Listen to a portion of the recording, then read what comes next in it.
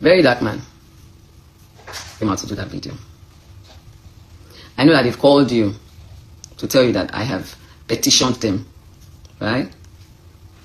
NCCC, they've called you to tell you that I have petitioned them.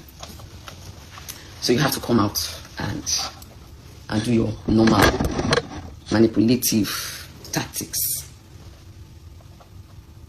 I'm a very wise woman. I know when to fight. I know when to listen. And I know when to speak. I'm not like you that speaks from the both side of the mouth.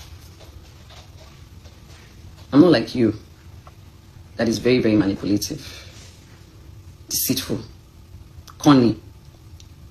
I'm far different from you. That's the difference between me and you. You've tried in all your might to bring me down, but you cannot. Because who God has made, no man can destroy. No man can destroy.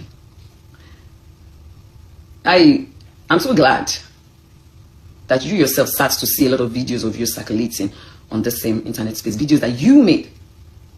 Or you insisted that they cancel Naira Marley. With your own mouth. Videos that you made against them. Numerous videos. Before you decided to take a turn. So that you can know that you speak from the both side of your mouth. And people should not take you serious.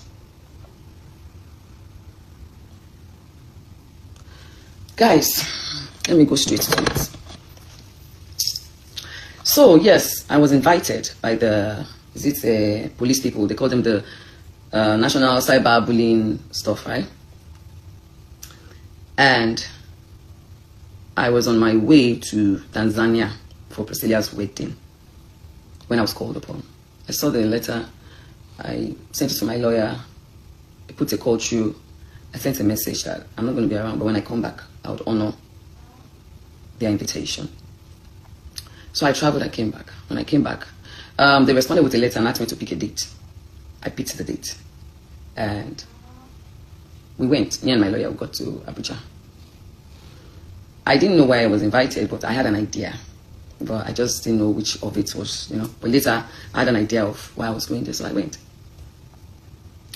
When I got there, I met with Officer Suleiman. He was the one in charge of the case. I was also taken to see another senior officer, the lady. And Officer Suleiman took me in, and I was asked to write my statement. You know, when you want to first write statement, they will say you should write about when you were born, your this and that, your family, your address, your da. I wrote. When I was done, they asked me that what's my relationship with Naira Marley. That what exactly did Naira Marley do to me? I said, Naira Marley, I don't understand. They said, yes, now that Naira Marley is the one that wrote the petition. That, I should also explain my own side of the story. So I started explaining my side of the story. I talked about, yes, I used to promote Naira Marley's song through my TikTok video. I've never met Naira Marley before. Which I thank God that when he came eventually, and I asked him before those police people, have you ever seen me before? He said no. So let me go back. So yes, I said I used to promote a song until when Mohbad died. I was in America. How they even buried him was the first heartache for me when his neck was broken. I think I was on my way back to Nigeria. I came back, I went to Abuja. And then I saw a video, a Snapchat of Naira Marley coming to dance, At that time, fingers were already pointing towards his direction. A lot of videos started coming out. I was angry, like, guy, this is not the time for you to be dancing when one of your person, whether the guy is still under your record label or he's not under your record label anymore, at least he was part of you people on Snapchat.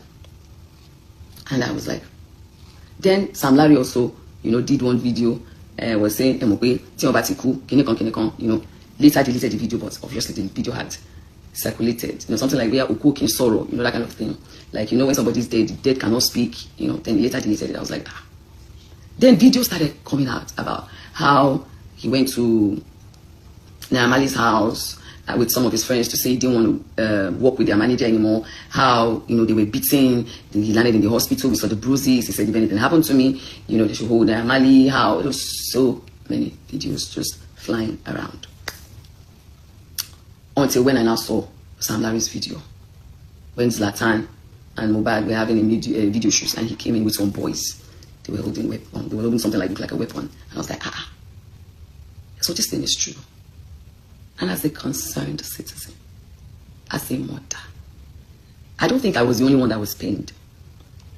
Because if I was the only one that was pained when we did the candle night, I don't think the whole world would have done that, the candle nights that he did for Mohbad. We all came out. And I used my platform. Because a lot of narratives were flowing during that time. We had the narrative of the friend, you know, they say they're acting with ring. We had another narrative, you understand, about so many things. And then when Sam Larry's voice came out where he said, what he basing? What he basing means that they have buried him. All stations settled. I said, I don't want to believe. But with all these things that are going on, it's very glaring that Sam Larry bullied Mohbad. And what we saw in happened in Naamali's house, where he was beaten, his neck had a teeth bite and all that. Then Naira Marley bullied Mohbad. And now what you see will definitely